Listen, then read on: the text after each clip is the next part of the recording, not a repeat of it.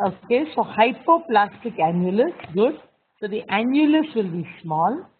Immobile cusp, no poststenotic dilation, thickened fleshy cusp. Immobile valve, absent ejection sound, absent P2 is not a criteria. Not because even in severe PS, remember that you'll get a single S2, non-dilated MPA. So very important one is the hypoplastic annulus and the fact that there is no poststenotic dilation. Because when you see poststenotic dilation, it goes with regular PS. When you see absence of poststenotic dilation, it goes with dysplastic valve. Then you have a very thickened valve. You typically don't have the doming cusp that you see of your regular thin pulmonary stenosis. You just have a thickened valve which doesn't move. So that's why you don't have the doming. You know, when you have your thickened leaflets, which in systole you get doming, then in diastole they're like this, then systole doming. In dysplastic valves, they don't move in systole or diastole. So they are immobile valves, thickened immobile valves with a narrow annulus. That's why they don't respond well to ballooning, because the annulus itself is narrow. So mostly they need a transannular patch, no poststenotic dilation, and some of them can have supraannular narrowing. Okay, all clear? Please remember this. And you can see the image here of a dysplastic valve. You just see the thickened immobile tissue which is sitting there in a small annulus.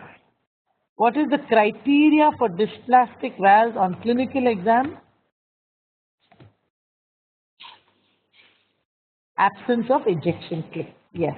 So when you have an ejection click, that goes along with a regular pulmonary stenosis, that you will be able to balloon and get a good result. If there is no ejection click, that tells you that this is likely a dysplastic valve, because when you have this thickened tissue that doesn't move, there's no question of it having a ejection and causing an ejection click.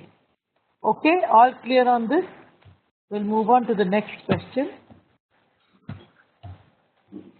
which is, this is a balloon valvuloplasty. It's been done. We're doing an injection to check how it looks. You can see here, look here, this is the thick pulmonary valve which is doming, right? So now the question for you is, what is this catheter? Why have we kept the wire across the valve? How was that angio done? And what are all the things you look for after the balloon valvuloplasty? So what catheter is this one? So it's you're having an injection, right, with the wire in place. You see that? So what catheter? So not a pigtail. This thing that you're seeing looped is actually the wire. So if you look here, this part coming around is actually the wire. The catheter is here. It's on the wire. So what catheter is that? So watch this again. So you see the wire on top of the wire goes all the way through pulmonary artery, and there's a catheter alongside the wire. So what catheter is that?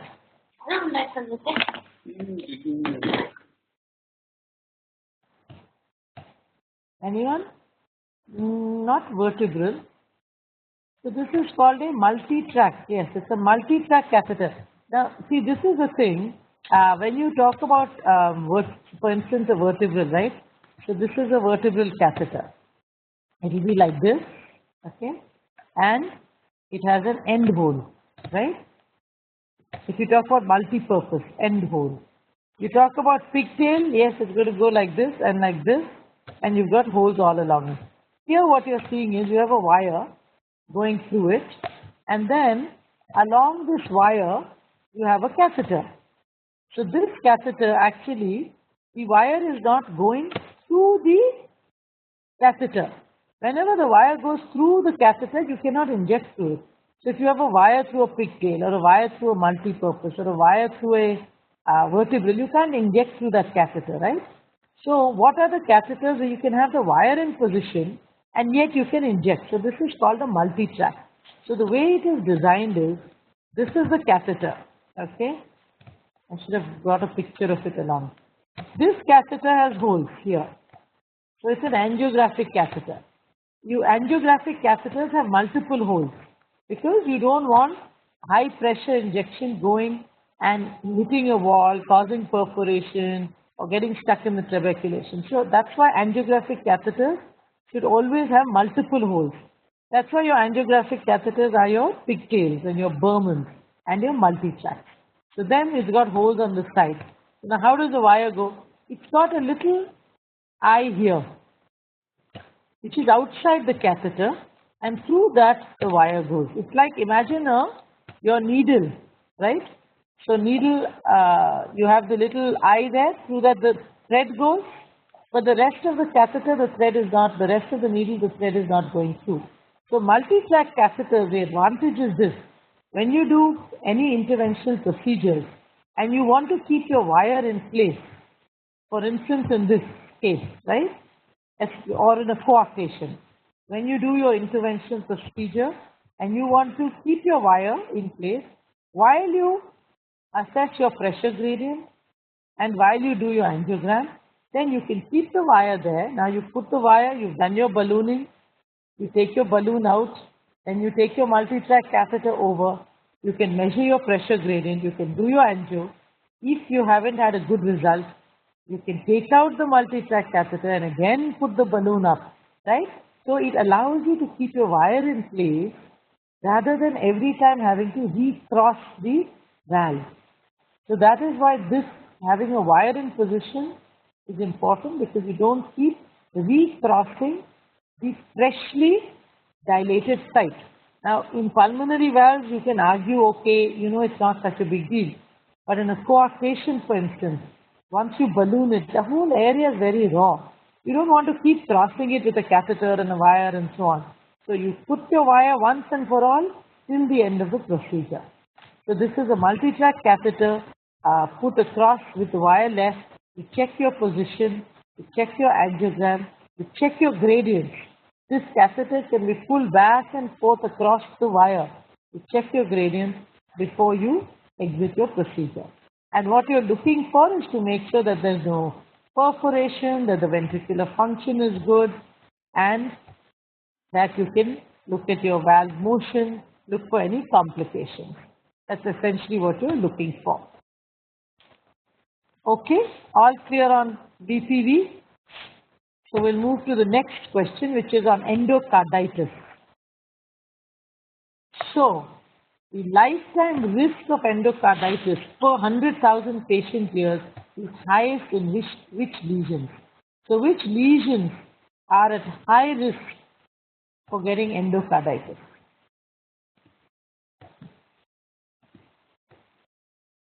And for this answer, you all would have had to have read the AHA guidelines on the SBE prophylaxis, which I recommend you all read. The latest guidelines, it's a couple of years old now. So prosthetic valves, palliative shunts, anything else, anyone else?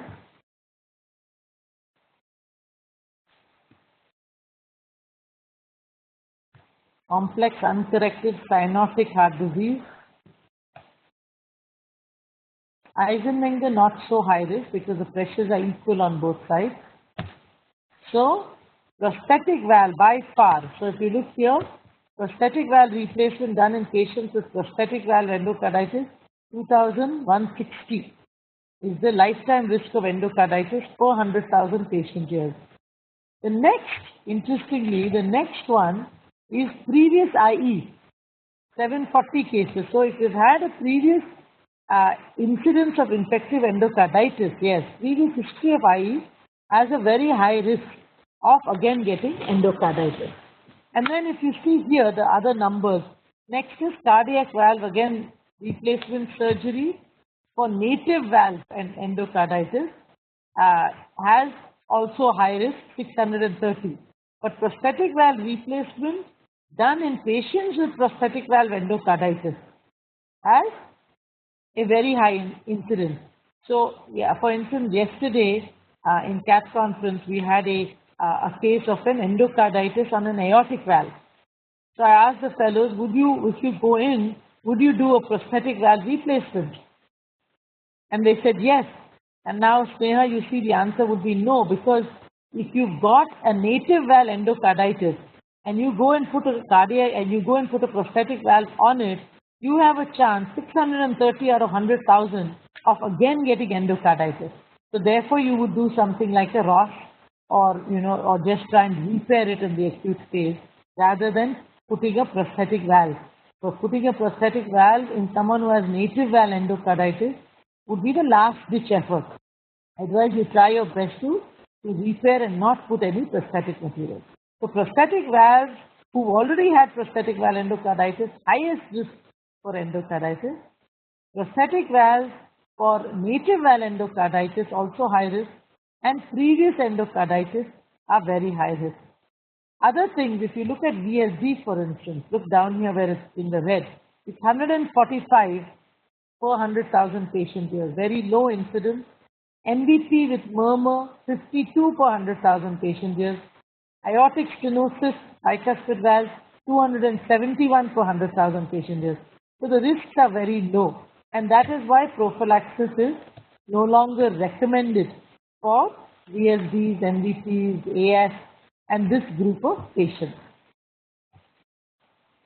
Now, what are the cardiac conditions which are associated with the highest risk of adverse outcome from endocarditis?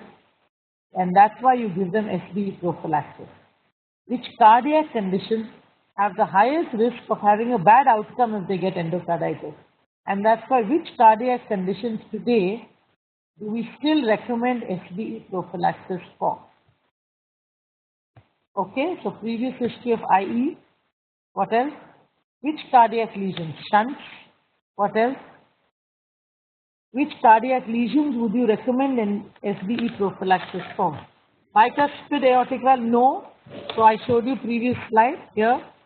The aortic stenosis, aortic valve, very low incidence of getting endocarditis.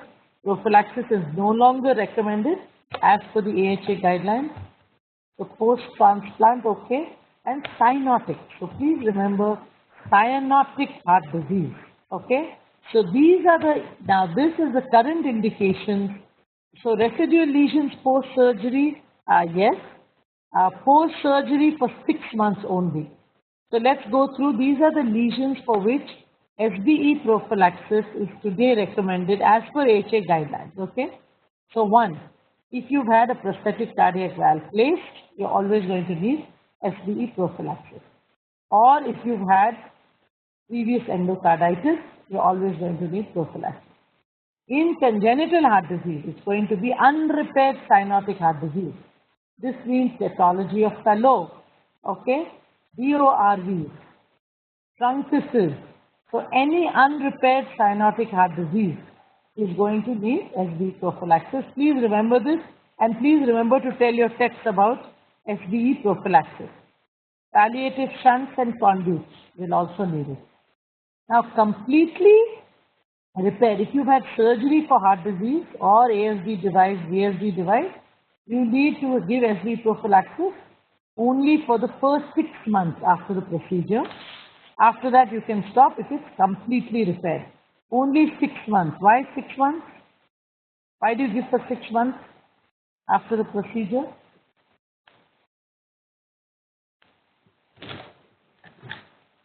Yes, so till endothelialization occurs.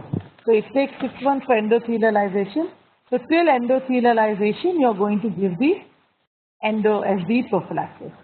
Then, if you have a repaired heart disease, which has residual defects, the one Vinod mentioned, at the site or adjacent to the site of a prosthetic patch. So, for instance, prosthetic patch would be what? What is a prosthetic patch? Like if you put a Dacron patch, right? Or a prosthetic device. Then you will give endocarditis prophylaxis. Now, this doesn't apply, for instance, if you have a residual defect of an ASD where you just did suturing and there's no prosthetic material there. And the last one is cardiac transplantation recipients who develop some cardiac valvulopathy. So if you see here now, these are the only real indications left for SV prophylaxis, right? Prosthetic valve replacement, previous endocarditis, unrepaired cyanotic heart disease, including their shunts, fully repaired heart defects for 6 months, repaired heart defects with residual defects, or cardiac transplantation patients. Apart from that, so for bicuspid valves, VSDs, pulmonary stenosis, even coarct. So PDA device you will give for 6 months. So for PDA device 6 months. ASD device 6 months. ASD device 6 months. So PDA device with residual,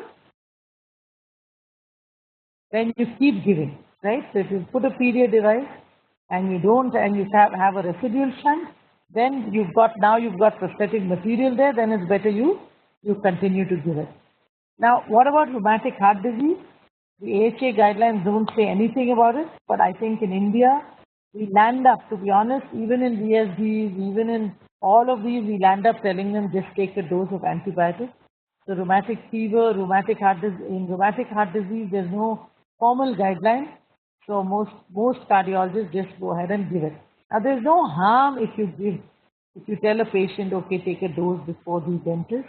There's really no harm because it's not like it's going to cause huge antibiotic resistance and so on. It's just that there's no great benefit. So that's kind of, scientifically there's no great benefit. But in terms of, especially in the US, it's a bigger issue because of cost of antibiotic. In India, since cost is not an issue, if you err on the side of caution and telling someone, okay, take this dose, that's fine. I mean, there's no harm. But if you look at actual AHA guidelines and what is recommended, then this is what is recommended. Okay, all clear on this? We'll move to the next line of questioning. Take a deep breath. Okay, why can't I move to the next line? Okay. Okay, classification of pulmonary arterial hypertension. How do you say it's mild? How do you say it's moderate? How do you say it's severe? So please put all three in one row. When is it mild? When is it moderate? When is it severe?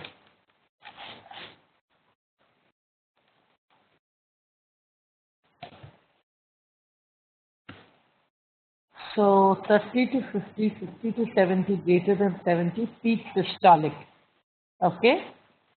So you take systolic as your cutoff. Anyone uses anything else? 25 to 35, 35 to 50, and greater than 50 mean.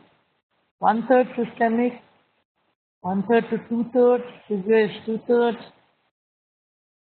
That I'm not sure is accurate. I think if you take systemic, it's going to be 50% systemic, 60 to 66%, and over 66. And PA pressure 25 to 45. So PA pressure, see, you have to be very clear when you say PA pressure. Do you mean mean PA pressure or do you mean systolic pressure, right?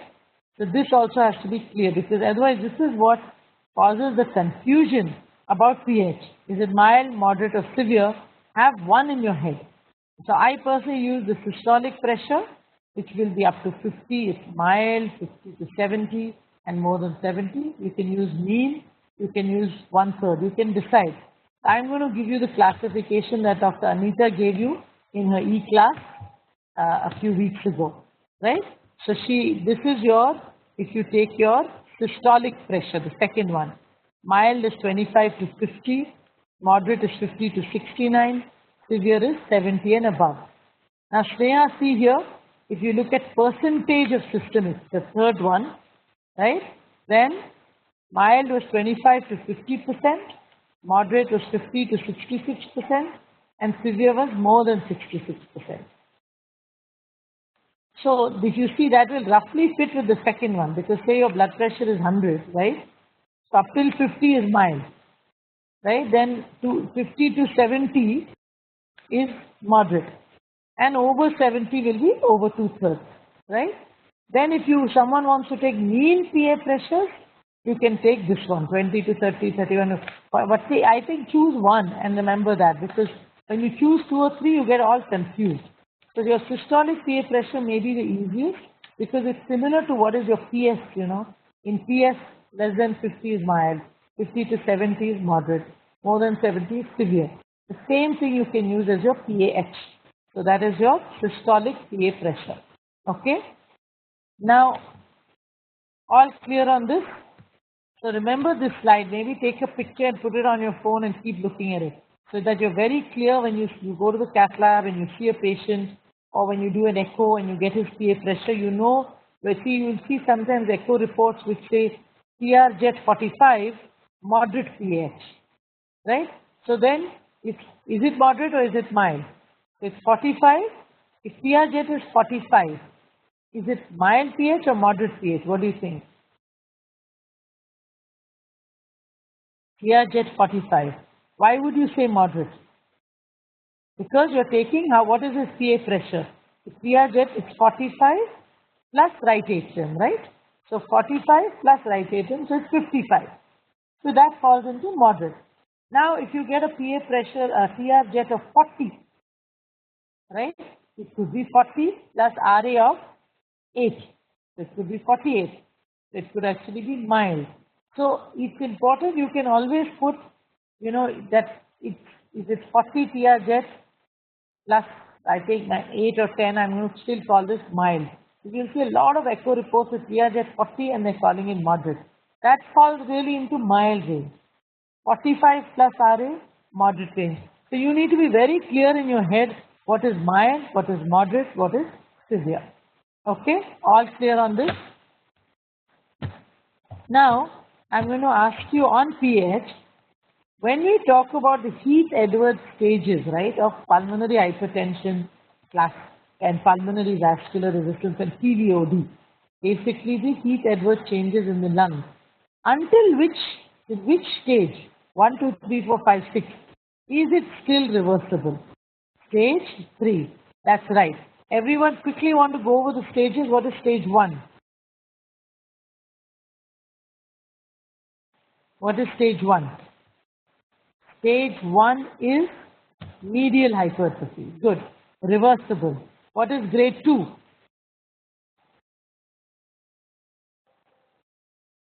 Internal proliferation. Reversible. Good. What is stage 3?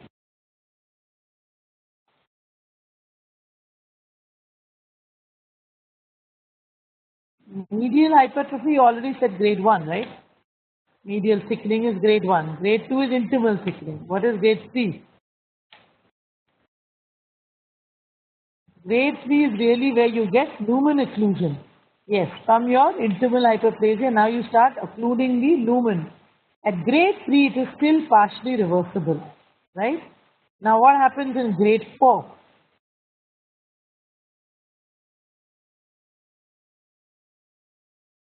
Grade 4. All of you read PH chapter today. Grade 4.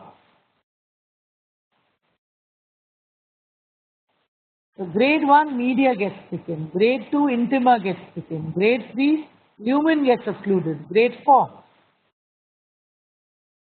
Grade 4, because you started, well, it's not so much that it's thinned out, but because now what happens is this is blocked here, you start getting arterial dilation before it, because this is blocked. So now you start getting vessel dilation, and this becomes irreversible. Grade 5. I'm losing everyone here. Grade 5.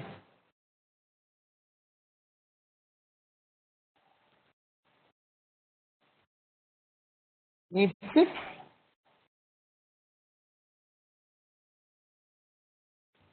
Okay. So grade 5 is your angiomatosic stage. These are terminal changes, right? And then your grade 6 finally is fibrinode necrosis, which is your terminal change. So when you have 4, 5 or 6, this is your irreversible. Grade 3 is still partially reversible. Grade 1 and 2 are reversible. Okay, all clear on this? Now I'm going to give you one case scenario. Okay, this is a 12-year-old patient. He had acute chest pain and breathlessness. He got referred for an emergency CT chest from a nearby hospital. Okay, now this is the CT. So look at the images. I hope all of you are spending time in radiology department, because we cardiologists will have to know CT and MRI, because these are becoming tools of choice. So what do you see here? What is your diagnosis? The arrow is pointing at it. So it looks like an LPA thrombus, right? You look at the right pulmonary, everyone see that? So right pulmonary artery is this one, good flow, contrast. And look at left pulmonary artery, very little contrast. And then you've got this thing here which looks like a thrombus in there. Okay. So look at the next slide. On an end-on view, you see the same thing. But now look in the distal right. See here. So whenever you have a filling defect, so this is thrombi now, distally, right side and left side. Okay. Everyone see that? You must know how to pick up thrombus in a pulmonary artery. Similarly here, this is thrombus. Distally, you see the filling defect. So diagnosis was pulmonary embolism. So what are the causes of pulmonary embolism in children? So when you see a patient with pulmonary arterial hypertension, right, idiopathic PAS, no VSD, no PDA, no AC window, no AV canal, no nothing, idiopathic pulmonary hypertension, one of the things you have to rule out is a thrombus, is thromboembolism of the pulmonary artery, because that can also be a cause of PAH. So what are the causes of PE in children? Indwelling central lines, okay, on the right side. Thrombophilia, what is that? Thrombophilia. You mean high platelet count? So a thrombogenic situation, such as what? Give us some hypercoagulable states. Name some hypercoagulable states. Name some hypercoagulable states you will rule out. Antithrombin 3 deficiency, what else? What are the other hypercoagulable? Protein C, protein F deficiency, what else? Okay, protein C, protein F. Please also don't forget homocystinemia. Okay, where homocystinemia is another thing which can cause a prothrombotic state. Okay, okay. So prothrombotic state we said, indwelling lines. What are the other causes of pulmonary embolism in children? So hypercoagulable states such as homocystinemia, protein C, protein F, etc. Arrhythmias, what do you mean? Why arrhythmias? You mean if you get tachycardia-induced myopathy? That would be quite unusual to get PE. Polycythemia, okay, possibly. Any other causes, guys, you must think of, you must know. Check out your Moss and Adams chapter on pulmonary arterial hypertension. Is it on pulmonary arterial hypertension or under PE? It be under pulmonary arterial hypertension. Eisenmenger sometimes, late stages. What else?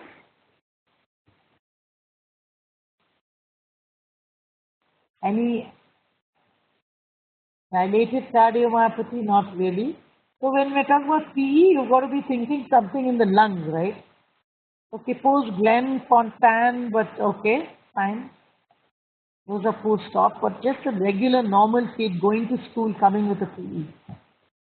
So these are the other things you got to think of when you see PE. Sickle cell anemia, well known to have pulmonary embolism.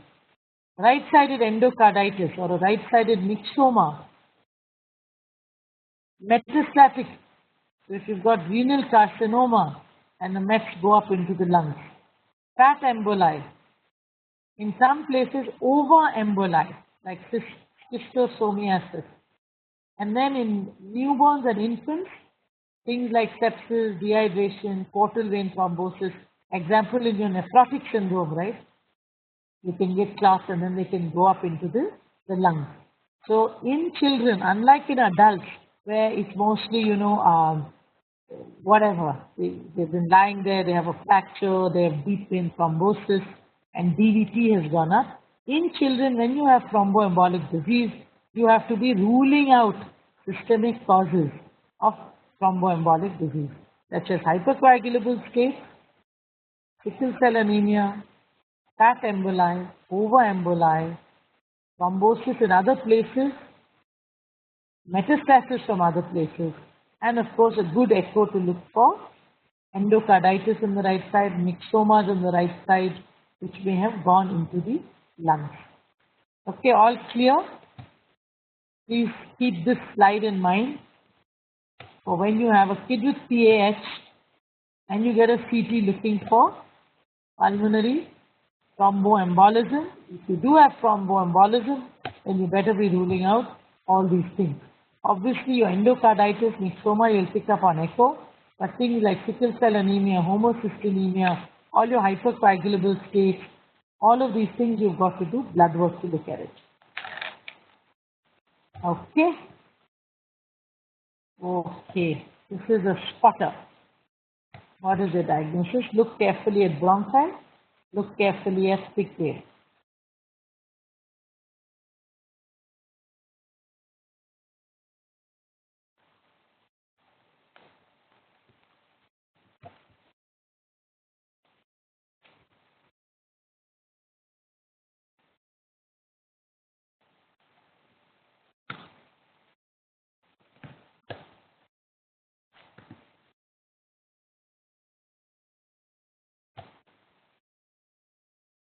So what is it? Spotter, situs inversus. So if you see here, this bronchus is more horizontal, so this becomes a left bronchus. This bronchus is more vertical, so this is a right bronchus, and the pigtail is going up on the right, so the aorta is on the right. So this is a situs inversus. So this I just put up for you to get in the habit of always looking at your bronchi when you start your angiogram. First thing, try and look at your bronchi so you get a good sense, so you don't miss things like situs inversus or situs and big gash. So then you can correlate it with the rest of your cath. Okay? Quick one, we've done this before. Accessory pathways names. Wolff-Parkinson-White syndrome. What is the bypass path called? Bundle of Kent. Good. So this is going to be rapid fire questions. Lown-Ganong-Levine syndrome. Bypass path is called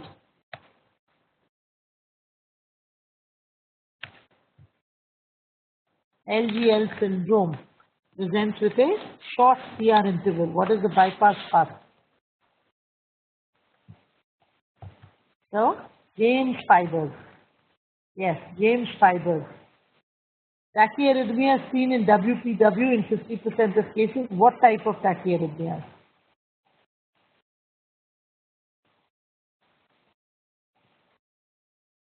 What type of tachyarrhythmia?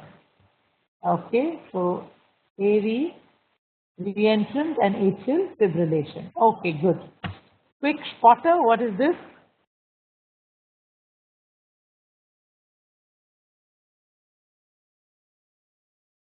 Diagnosis?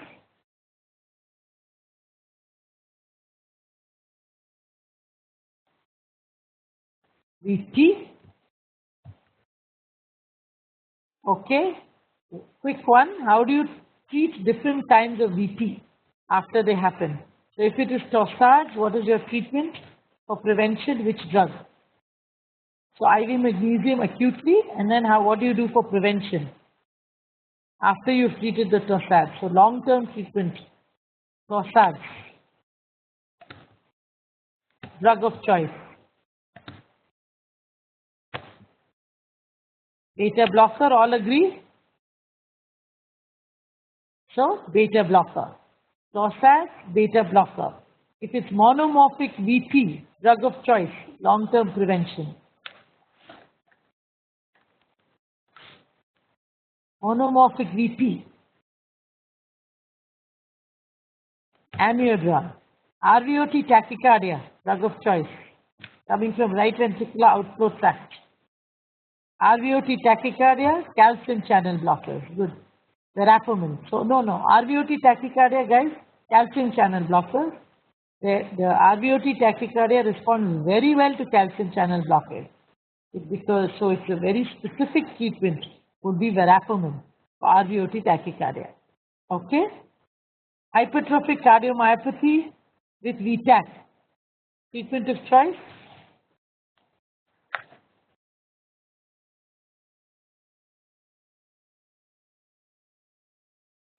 So, amiodarone. Low dose amiodarone has been shown to be very effective in hypertrophic cardiomyopathy. So we don't give 5 mg or 10 mg per kilo per day, but you give down to 2.5 milligrams per kilo per day. Life-threatening symptoms, treatment.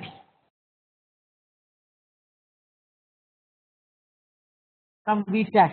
Okay, IV lignocaine, and then you're going to put in an AICD. So if you see the type of tachycardia can help determine the treatment of the tachycardia. Okay, please remember guys, RVOT tachycardia, calcium channel blockers, it's the only ventricular tachycardia that is responsive to calcium channel blockers beautifully. Okay. Quick one on prostaglandin infusion. How does PGE1 act? And why do you give it by continuous infusion? So how does it act?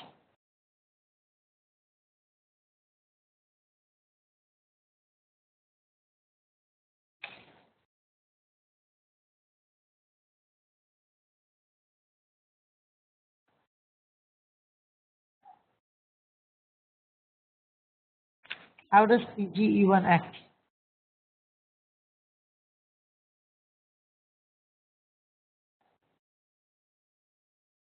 What happened? No one knows how PGE1 acts. Prostaglandin E1. Wake up. Prostaglandin E1, how does it act?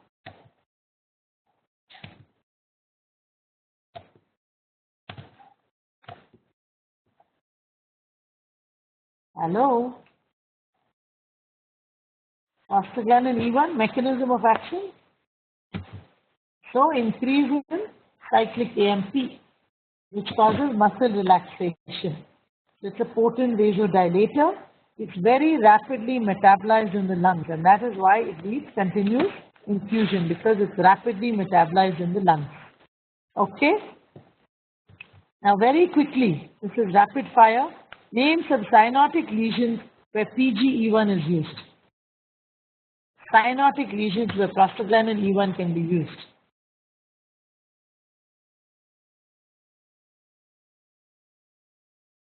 Pulmonary atresia, duct-dependent circulation. So pulmonary atresia, what else? Pulmonary atresia.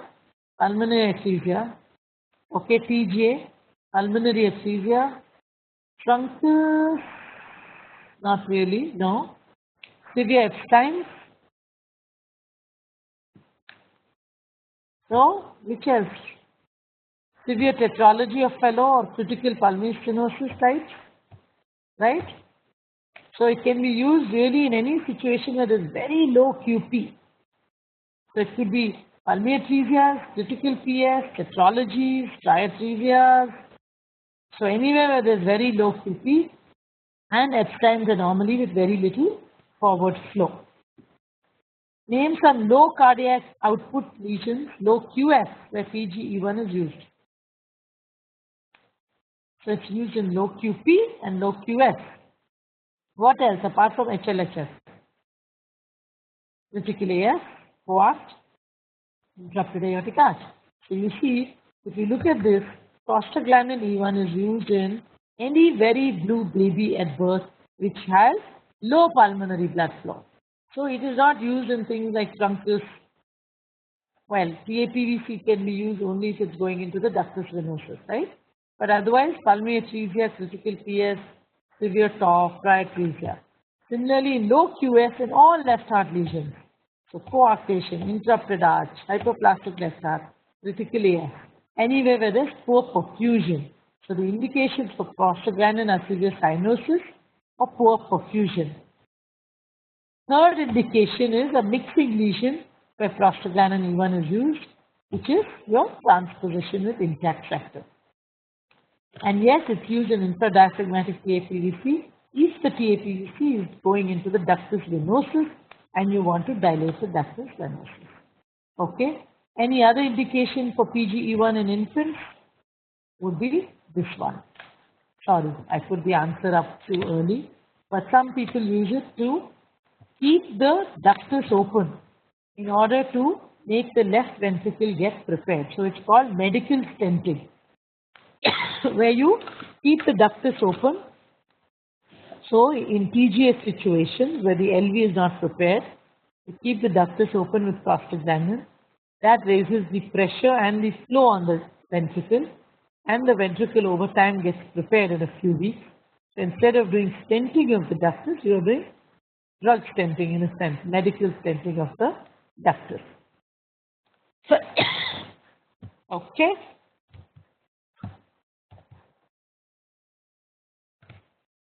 Quick question, diagnosis, 3D reconstruction,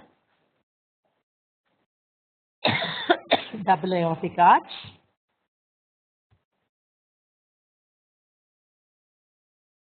What remains embryologically in a double aortic arch? What are those arches?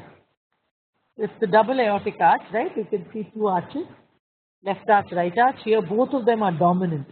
If you see, both the arches are good size. There's no, normally one of the arches will be big and one will be small. So, which one is it? It's the fourth arch. Yes, that's right. It's a remnant of the fourth arches. 1 second. Okay. So, and both the dorsal aortas. Which side is commonly dominant? Yes, the right side in 75% of cases. Is associated heart disease common or uncommon? So, but common or uncommon? Actually, very, very uncommon. So, associated lesions are TOF and VSD, but it's very uncommon to have associated heart disease. And the reason I say this is, you should be thinking of double aortic arch even if the rest of the heart is normal. So, in a kid with stridor, or when you do your echo, always go to the left and then go to the right. So, it's quite unusual to have associated heart disease. So, double aortic arch is an isolated finding. Associated genetic syndromes? Yes, the George and other things. Factor in charge, Ty21. So it can be associated with genetic syndromes. Associated non-cardiac diseases. What are the associated non-cardiac diseases?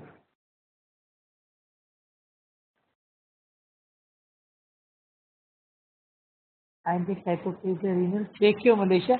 So they can have, remember that they can have esophageal atresia, and they can also have congenital laryngeal webs. So if you're stridor, so the stridor is because of the double aortic arch. So the aortic arch is kind of pressing on the trachea, right? So once you relieve the double aortic arch by cutting the non-dominant one, the stridor should go away. So if your stridor persists even after relief of double aortic arch, you should think of a congenital laryngeal web. So they don't always need tracheal reconstruction, because many times once you relieve the compression on it, or the trachea remodels and so on, and they actually do better. But think of a congenital laryngeal web if stridor continues to persist. Other associated lesion is esophageal atresia, which of course would become quite obvious because they wouldn't be able to swallow and so on. Typical presentation of a double aortic arch would be stridor, apnea or obstructive events. Older kids may have difficulty in swallowing. What is the best way to image a double aortic arch? CT, or another way, not just CT. You guys love CT. MRI. Remember MRI. MRI also visualizes it very well. CT has radiation issues. So if you can, an MRI is a good way to visualize a double aortic arch. Okay. Another spotter. This is a CT angiogram showing the left subclavian artery arising from the main pulmonary artery. You all see that? It's labeled for you. What is this diagnosis called?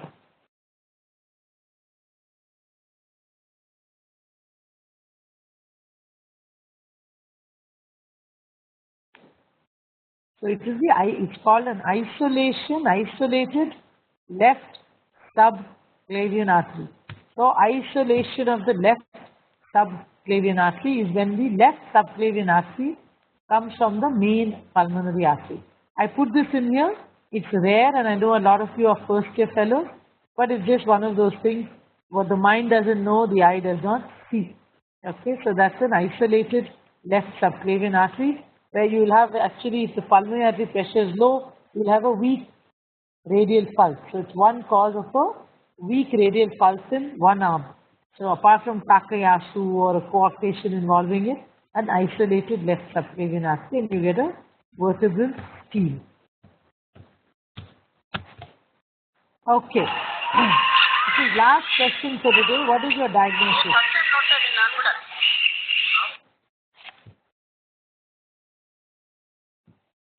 What diagnosis? So ectopia cordis. Ectopia cordis. Which type? How many types are there?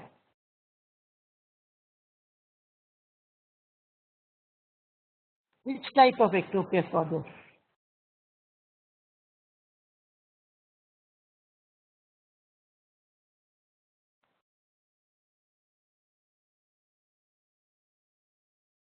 Four types, three types, five types? Yeah, I put this in because when you see ectopia cordis, you immediately can diagnose it, but you all have to know what are the types because that also influences your surgery. So name the types of ectopia cordis. Name the types. Moss and Adams, everyone Google. So in fact, in your Moss and Adams, they give you an old one which had 5 types and then a Van Prague which has 4 types. So what are the types? This is thoracic. So what are the other types? No? All of you read today. So cervical, here, thoracic. This one is a thoracic, right? Then thoraco-abdominal would be between the two. And then abdominal. Okay, so this one is a classic thoracic. So the thoracic ones and the thoraco-abdominal ones are more common. The cervical ones are quite rare. What are the associated heart diseases with ectopia cordis? Associated heart disease with ectopia cordis. Yes, what is Cantrell's pentology? What are the associated heart diseases? So ASD, VSD, what else? Rajesh, what is Cantrell's pentology? You're all going to read that. I'm giving you homework for the day. But most common, yes, is TOP. So that becomes your pentology. So TOP, hypoplastic ventricles, TGA, DORVs, CSAS, coarctations, and LV diverticulums. Especially in the abdominal variety, you have the LV, the lower part becomes a diverticulum and goes into the thoracic abdominal type. Okay, I think I should end with that. This one is from ICU rounds at NH a few weeks ago. So a spotter for the other fellows, for non-NH fellows. What do you think this is?